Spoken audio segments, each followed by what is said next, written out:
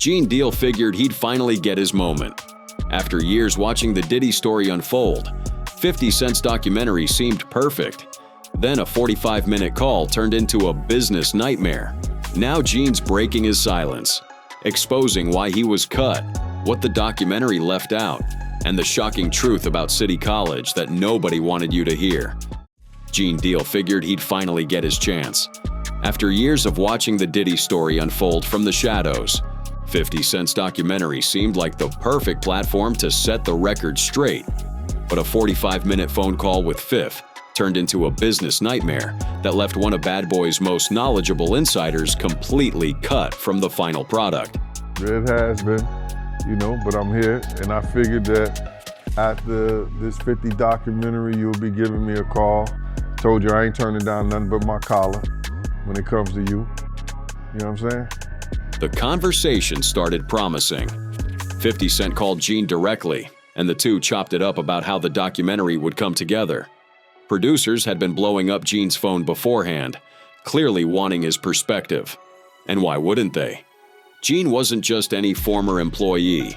He was Diddy's personal bodyguard, the guy who saw everything from the street level that artists and executives never witnessed. Well, first and foremost, I thought I was going to be in the documentary at first until I started talking to that director. I think her name is Stapleton. I don't know her name. Is it right here? I don't know, man. 50 made it clear this wouldn't be some cheap production. According to Gene, Fifth promised to spare no expense on the documentary. They wanted the story told properly and completely, no corners cut. For Gene, this felt like the moment he'd been waiting for, the chance to finally expose truths that had been buried for decades. But Gene had a vision beyond just his own interview. He wanted to bring Kirk Burroughs and Tim along as a package deal. The three of them together could paint the complete picture of Bad Boy Records from angles nobody else could touch. I was going to, have Kirk and Tim. Kirk would be the one who talk about the business part of it. Tim would be the one who talk about the growing up phase with Diddy and everything and Kirk would handle the business operations side of Bad Boy, the deals and money moves that happened behind closed doors. Tim could speak on the childhood years, what it was like growing up with Diddy before the fame and fortune. And Gene? He'd cover the street stuff, the security operations, the City College tragedy. He'd talk about the traveling, the atmosphere around the crew, the stories involving Tupac and Biggie that only someone in his position would know firsthand. The three agreed to go in together, asking for $50,000 each for their stories. Gene didn't think that was unreasonable. He had footage, clothing, and pictures from the Bad Boy era that nobody else possessed. He was physically present at City College when 9 people died in that stampede. As Diddy's personal bodyguard, he witnessed operations that artists like Mark Curry never saw. Mark was just an artist. Gene was in the streets, handling security, seeing how things really moved. I started speaking to the producers and everything like that because 50 had told me himself that they was going to spare no cost in doing this because he wanted to tell the story and he wanted to tell the story like it was supposed to be told and everything like that. I said, yeah, okay. Plus, Gene had already received payment invoices from other documentaries. This wasn't his first rodeo. He knew his value and had the paperwork to prove what other productions had paid him. Everything changed when director Alex Stapleton got involved in the money conversation. Gene started telling her about the prices he'd already received for previous documentary work, laying out why $50,000 was fair compensation for what he'd brought to the table. Her response blindsided him. Stapleton called Gene's asking price crazy. She said flat out they wasn't spending money like that. Then she crossed a line that Gene couldn't ignore. When he mentioned the invoices showing what he'd been paid before, she called him a liar. Just dismissed his documentation like it meant nothing. Gene fired back immediately. You know what I'm saying? And she was talking about, there's no way nobody paid. Nobody what? I say, first of all you people come with these documentaries and stuff, the first thing you tell me, y'all tell these people out here that y'all don't pay, and y'all pay. Who did she think she was talking to? This was someone with real intel, someone who'd been there for the most critical moments in Bad Boy's history. And she was talking to him mad greasy, like he was making things up about his previous payments. But what Stapleton said next revealed the real problem with the entire production. And this is exact words that came out her mouth. 50 does not determine what goes in and goes out of this documentary. And he definitely don't pay. He determine what somebody get paid. It's not his documentary like that. The revelation hit Gene like a freight train. Stapleton told him that 50 Cent doesn't determine what goes in and out of the documentary. Fifth definitely doesn't pay, and he doesn't determine payment either. It's not his documentary like that. So it went back and forth, you know what I'm saying, for a little bit, and then they had Kirk Burroughs giving me calls and everything like that. What are you calling me for? You know what I'm saying? I'm not, get out of here. I know what kind of dude you is anyway. Me and you cool and everything, Kirk? Gene realized immediately what was happening. They were using 50E's name to push the documentary, to get people like him interested and willing to talk. But 50 didn't have the power Gene thought he had, and if 50 wasn't really running things, Gene wasn't doing it. Simple as that. The only reason Gene was even considering this was on the strength of 50 Cent's word and reputation. Then Kirk Burroughs made a move that showed Gene exactly what kind of person he was dealing with. Kirk called Gene about the deal, but Gene already knew Kirk's character. Instead of sticking with the three-man package they'd all agreed on, Kirk went behind Gene's back and cut individual deals for himself and Tim. Industry cats doing what they always do, backstabbing. Gene had been trying to get the deal for all three of them together, making sure everyone got paid fairly. Kirk chose the money over solidarity. Gene's response was direct. "Don't ever call my phone again, Kirk." The situation got messier when someone started calling Kirk, asking why Gene was still doing this to Puff. Kirk then called Gene like he was lying about their original conversation. Gene wasn't having it. "Don't call me about what these clowns say. You know what our conversation was. The industry was clearly trying to protect Diddy, circling the wagons." But Gene stood firm on his truth. After Stapleton's disrespect during the negotiation, no amount of money could have gotten Gene in that documentary. He means that literally. His story was too valuable to be treated like that, to have some director call him a liar and act like his experience meant nothing. You know what I'm saying? So the whole thing about why I'm not in the thing, the lady was talking greasy to me. She had no right to talk greasy to me. And then she told me that 50 didn't have the power to do anything, but they using his name to like push the whole documentary. And that's what it was about. The documentary ended up using his footage and pictures anyway. They followed the exact structure he'd proposed, bringing in Tim and Kirk to cover different angles, touching on the street stuff. They just didn't compensate Gene properly for essentially giving them the blueprint. He noticed 3 or 4 pictures of himself in the final documentary, proof that his involvement shaped the project even without his direct participation. This wasn't Gene's first documentary about hip-hop history. He'd been in the Shine documentary. He'd appeared in productions for A&E, Discovery Channel, and Fox. He's a regular presence on the Art of Dialogue platform, where most people get their information about Bad Boy's real history anyway. Gene knows his worth in this space. Well, what I feel about the documentary, they left a whole lot of key things out. If they was going to do something and they're going to say in the reckoning of Sean Combs, the reckoning, or Diddy, the reckoning and stuff like that, it should have been a lot of people that we lost because of him. When Gene finally watched the finished documentary, his assessment was straightforward. Miss Alex Stapleton is the reason he's not in it. And honestly, he's all right with that decision now. The documentary left out key information that would have taken the story much deeper than where it went. They didn't tell a story about Jessica Rosenbaum, who was at the City College situation. You understand? When it was Puff, Heavy D, and Jessica. The City College tragedy got mentioned, but they didn't tell the full story about who was really responsible. They didn't talk about Jessica Rosenblum and the decisions that led to 9 people dying that night. Gene was there. He knows exactly what happened and who made the calls that cost those lives. So let me be clear on this, brother, is that I was at City College. You understand? I was there. I was doing security. My team was supposed to have the outside. Gene was literally there that night. He had 18 men ready to handle security for the event. The whole disaster could have been avoided if Diddy hadn't canceled the professional security arrangements Gene set up. But the documentary didn't dig into those specifics. When Puff is standing up right there, you see me down there trying to do CPR on somebody, and that was a 17-year-old kid that died, bro. Even the Misa Hilton situation got twisted.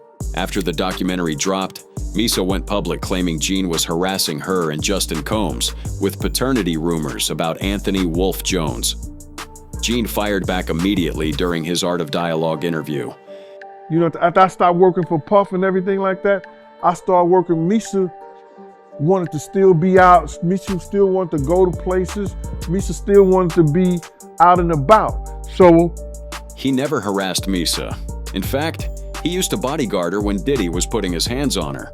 Gene knew about the domestic violence firsthand because he was protecting Misa from it. The paternity rumors weren't Gene's creation either. They existed long before he ever spoke publicly. It was known that Puff had a hand problem, especially when it came to women that he dated. And it was surprisingly that he swung, and like Eric Sammers said, on him. You understand? Gene just confirmed what people in the industry already knew, that Diddy was furious about paying large child support amounts to Misa and questioned Justin's paternity because of it. But Gene wasn't the source of Misa's harassment. Her ex was. Diddy's actions over the years created the situation she found herself dealing with. The documentary recycled information people already knew from interviews Gene had given on platforms like The Art of Dialogue. Nothing groundbreaking, nothing that would make someone want to watch it twice. The Diddy documentary could have been something special. Gene's footage, his first-hand accounts of City College, his knowledge of the street operations that kept Bad Boy running. All of that would have added layers the final product desperately needed. Instead, viewers got a sanitized version that touched on familiar territory without really digging into the uncomfortable truths. Miss Alex Stapleton's disrespect during negotiations sealed Gene's decision. Once she called him a liar and dismissed his previous payment history, no amount of money could have changed his mind. Gene's integrity isn't for sale at any price. His story matters too much to let some director treat him like he's making things up. Gene ain't turning down nothing but his collar. He's told his truth on multiple platforms for years. The documentary's loss was ultimately Netflix and Alex Stapleton's problem, not his. He still has his integrity, his receipts, and his platform. But being left out of the documentary didn't silence Gene Deal. It just pushed him to tell the story himself, starting with the night that changed everything at City College. December 28, 1991.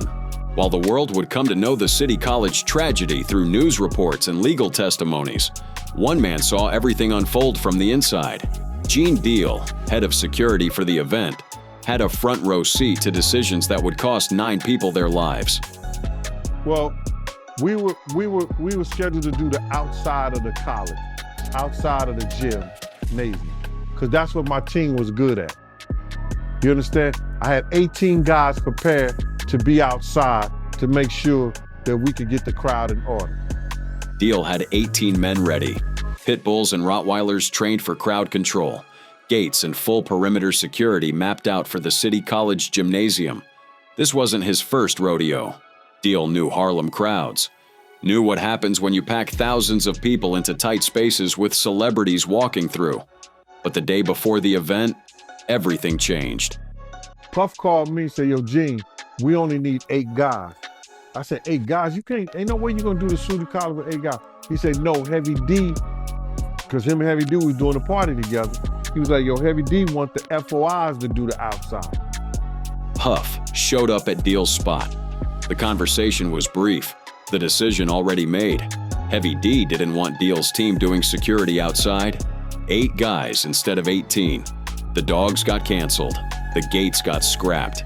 Deal's entire operation was being dismantled. Deal pushed back immediately. You can't do City College with 8 guys, not with the names they were promoting, not with LL Cool J as the hottest artist out, and Mike Tyson pulling up, not in Harlem, where everybody and their cousin was gonna show up. And I even told him, I said, yo, if the FOIs don't get a barricade away from this door, people gonna die tonight. I told that to him. Deal even told Puff straight up, people were gonna die that night if they didn't get proper barricades, proper control. The warning went ignored. The decision that killed 9 people happened right there, a full day before anyone stepped foot in that gymnasium. The plan was simple. Celebrities use the back entrance. General admission comes through the front. Basic event security. Keep the stars separated from the crowd until they're safely inside, then bring them out for the show. That's not what happened. LL Cool J rolled up to the front. Mike Tyson showed through the front door. All kinds of stars that were supposed to slip in the back way came through where everybody could see them. The crowd went absolutely crazy. Thousands of people outside who couldn't get in, hundreds more pushing through the lobby. And now they're watching their heroes walk right past them. The bum rush started exactly how you'd expect it to. You know, he just wanted us to do inside the gym to make sure that nobody, be over the celebrities like that. That's what he wanted my team to do. The FOIs left their posts. People bum rushed the door. The surge began, and there weren't enough people to stop it. This is what Deal had tried to prevent. This is why you need 18 men outside with dogs and gates and actual crowd control. And somewhere in that building, the person who would make the fatal decision was watching it all unfold. The documentary mentions her name briefly, Jessica Rosenblum. Just a quick reference, then they move on to blaming Heavy D, blaming Puff, talking about the FOIs who left their posts. But they don't explain what she actually did. Jessica was there with Puff and Heavy D. When the chaos started, when the crowd began surging, she grabbed the money box. Eddie, one of Deal's men, was assigned to protect her as she moved with the cash. They're heading down toward the gymnasium, trying to get the money secured while the situation deteriorates outside. Then Deal's walkie-talkie crackles. Eddie's voice comes through, urgent. Jessica just locked me in. But it's Jessica's fault for shutting the door. Because had she not shut the door, people would have just walked in the gym. And you'd have had a gym full of people. You understand what I'm saying?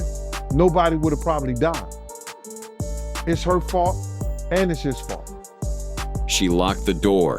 Kids were running down those stairs, hundreds of them being pushed from behind by the surge in the lobby. The pressure building, the air getting squeezed out of the space. And Jessica locked the door on all of them. Deal was upstairs when the bum rush started. Tried to get down the main stairs, but the surge of people made it impossible. You couldn't go down those steps, couldn't fight against that current of panicked bodies. So he ran around the entire gymnasium, outside in the December cold, sprinting to find another way in, down different steps, across the basketball court, racing to get to those front doors from the inside. He reached the doors and started pulling them open.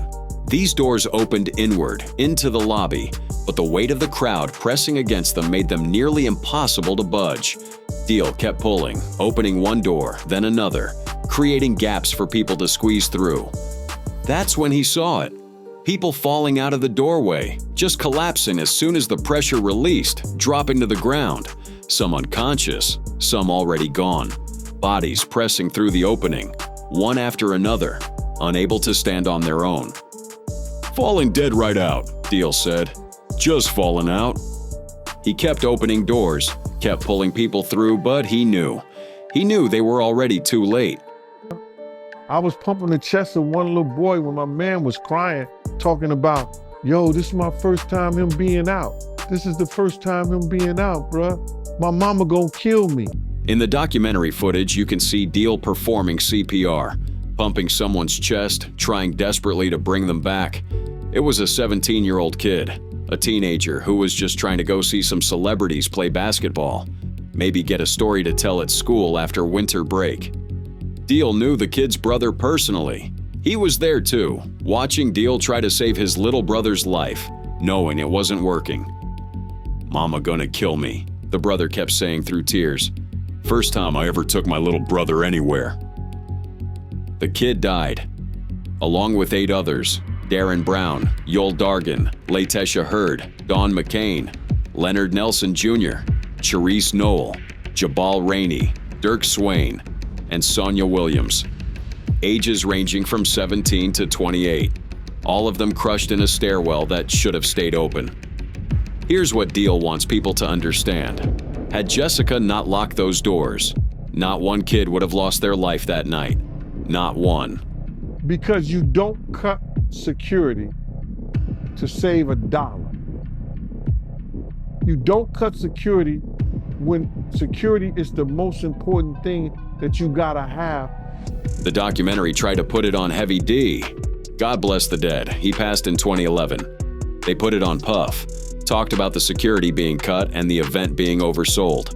All of that contributed, sure. But Jessica should have been the main focus. She's the one who physically locked the door. Those kids were running down the stairs, trying to get away from the crush above them, and she trapped them there. Every single one of those deaths, all 9 of them, happened because of that locked door. Multiple failures led to this tragedy. Puff cutting the outside security from 18 men to 8 played a huge part. The college not having their own security ready, not notifying police about the magnitude of what they were hosting, the event being deliberately understaffed to save money on payroll. But locking the door? That's what killed people. Jessica's name gets mentioned briefly in the documentary, but they don't explain her actual role. They don't tell you what Deal saw, what Eddie reported over the radio, what really went down in those critical minutes. If Deal's security had been there, gates would have been up, dogs would have been controlling the crowd, police coordination would have been in place, the bum rush would have been stopped before it started.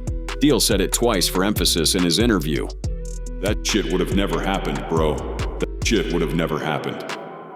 But it did happen, because corners got cut, because money mattered more than safety, because when Jessica ran to secure the cash box, she locked kids in a death trap. The documentary couldn't tell Deal's full version.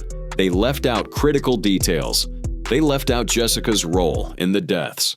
They left out the security that was supposed to be there. They left out why Diddy really canceled outside security. They left out the real sequence of events.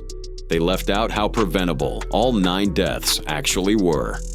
Deal was there. Deal saw it. And now the truth is finally out. The night 9 people died because someone locked a door. But City College wasn't the only deadly decision Gene Deal says the documentary glossed over, because what came next was even bigger.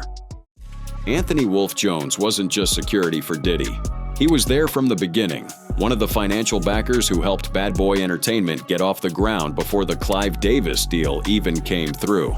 But the recent Diddy documentary barely told Wolf's story. And according to Gene Deal, that's a problem, because they didn't do their investigations right, which led to the reason why Wolf ain't here today. When Diddy decided to take Bad Boy out to LA in early 1997, Wolf saw danger. He told Diddy and Kirk Burroughs straight up, "No security, he's not going." Wolf wanted 2 tour buses of his men from the Valley, Co-op City in the Bronx. He wasn't playing games about security. Kirk called Gene Deal with what sounded like good news. "I got you and Wolf tickets to LA." Gene called Wolf to confirm. Wolf's response?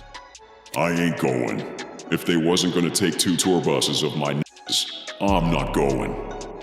Gene Deal decided to go anyway, despite Wolf's refusal. He even warned Kirk. "We shouldn't be going out there." Kirk tried to reassure him, saying they'd only be going to the studio and Soul Train, nothing else. "Y'all not hanging out, y'all not doing nothing." We had to go out there to participate in that. We had records that were nominated. We were a budding, launching company that already launched, and we were successful. We could not go. But that wasn't how it played out. Gene and Puff did nothing but hang out, everywhere. Gene later said he thought this kid had a death wish. The strange part? He never saw Big at any of the events. Biggie wasn't coming to any clubs or celebrity spots. Not House of Blues, not movie theaters, nowhere. Gene and Puff were everywhere. Big was nowhere. The one time Big went out is when he got murdered. The one club Big went to was his last. Wolf had refused to go anywhere in California. He just wanted to be safe. What made Puff feel so invincible? Big Meech had made him a promise. The BMF boss told Puff he didn't have to worry about Suge Knight. You ain't have to worry about nobody from this point on. BMF was powerful back then, and Meech's promise made Puff feel untouchable. It made him think he could disrespect Wolf, tell Wolf he didn't need him no more. That sense of power would prove fatal. Wolf ended up losing his life behind Puff and his decisions. And that had everything to do with BMF. There's a big segment in John Deal's book about it. John was there the night Meech made his promise. Salsa talked about it in an interview too. Wolf was murdered by a BMF associate. Diddy got Wolf killed by feeling too powerful, by thinking he didn't need the very people who'd protected him from the start. Now let's talk about something that's been whispered about for years, the relationship between Kirk Burroughs and Diddy. Kirk was 25% owner of Bad Boy, a key figure in the label's success. But there were rumors from way back. Every Wednesday after the Red Zone Club night, Kirk would take money to his house, and Puff would spend the night at Kirk's house. Every Wednesday. He got a whole girl at home, but he's spending the night with Kirk. Kirk later said they'd wake up and pray together. John Deal thought, what the f*** is going on? The rumors got darker. There was talk from when Gene worked at Bad Boy that someone caught Kirk giving Puff fellatio in the office. They got rid of the intern who walked in. Years later, Kirk's lawsuit mentioned it. Kirk claimed Puff made him give fellatio, said Puff gave him the Bina. That's in his lawsuit, in black and white. You got your man Russell Simmons out here dealing with these young girls. You understand?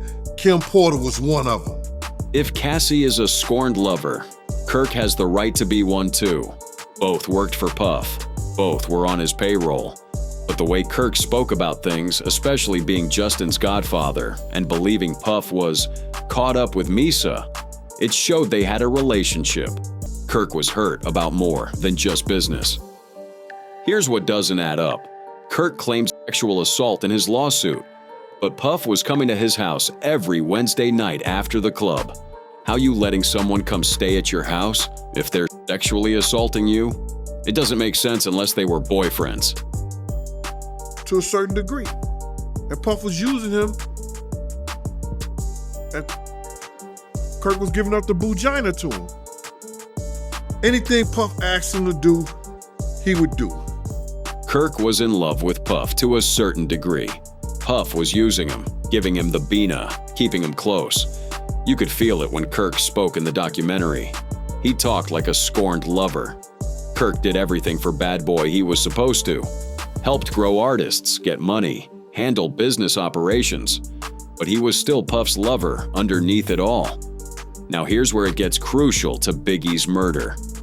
He put together a marketing campaign that was never seen before that campaign and still wasn't seen, but it was put together so that Biggie could receive an international press junket in London with all press from around the world meeting him that Saturday, Sunday after the Friday award show night.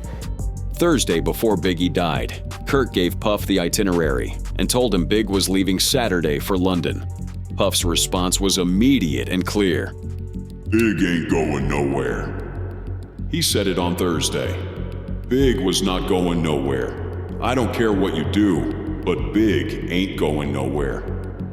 Kirk knew Arista had paid for everything, but in the documentary, Kirk acted like he didn't know. While they were shooting the hypnotized video, Gene and Big were in the Winnebago together. Big told Gene his whole life story, plans for the future, wanting to take Gene with him. Big even said, "You love that nigga too much," meaning Puff. They talked about money, contracts, smoke Newports. It was the first time Gene had been alone with Big all day, and Big opened up about everything. Kirk called Gene Saturday morning, but Kirk already knew Big wasn't going to London. something that we probably should not have done. We might have overstepped our boundaries based on all the warnings, based on Puff's security, Gene Deal, who was there to secure Puff. There's no way Kirk's gonna say he thought Big was going when Puff had told him he better not put him on that plane. Puff had told him Big was not going. Kirk could have warned somebody. He could have let someone know. He didn't because of him and Puff's relationship. But he was easily talked out of it by Sean so that they can make an appearance at an event in LA that Saturday night, a part of the posturing of not only did we come to the award show, not only am I recording my album out here. Kirk could have saved Big's life. Now let's get into Diddy's father. The man he's portrayed as this legendary gangster. Everyone's been painting Puff's father, Melvin Combs, as this big-time hustler. But according to gangsters who actually ran Harlem at that time, Puff's father was a ladies' man doing a little drug dealing. Not the big-time operator Puff tries to portray. Actually more pimp than drug dealer. Freddie Myers was different. A real gangster who did real time. He called a meeting with Gene Deal and Omar, trying to reach Russell Simmons. Russell wanted nothing to do with him. Myers claimed Russell used to pick up his laundry, that he started a record label before Def Jam, that Russell worked for Myers before his own label. Myers told them about the $10,000 tape. Diddy's father got tested by the crew, sold drugs to an undercover cop. The undercover was NYPD, but he was working for Myers. The crew gave that undercover $10,000 for the tape of Diddy's father's handwritten statement against their crew. Puff's father was a snitch. Myers told the man who brought Puff's dad into the crew that he had to get rid of him. Every gangster getting money back then wasn't working as cab drivers. Puff's father was a cab driver, maybe using it as cover for dealing, maybe not. But Myers ordered him gone for snitching. There's an old saying in the streets. The one carrying the casket crying the hardest is often the one who put you in it. Myers said Puff's father was murdered for trying to tell on him and his crew, made a handwritten statement to police, made a tape statement to police. The police sold both to Myers for $10,000. He wasn't a gangster, he was a snitch. And the family has been living with that lie ever since. Wolf Jones dead because Diddy felt untouchable. Kirk Burroughs silenced because of a secret relationship. Biggie's London flight canceled by a man who wouldn't let him leave. And the gangster legacy Diddy built his entire image on? Built on his father's betrayal. The documentary couldn't tell these stories. But the people who were actually there, they remember everything.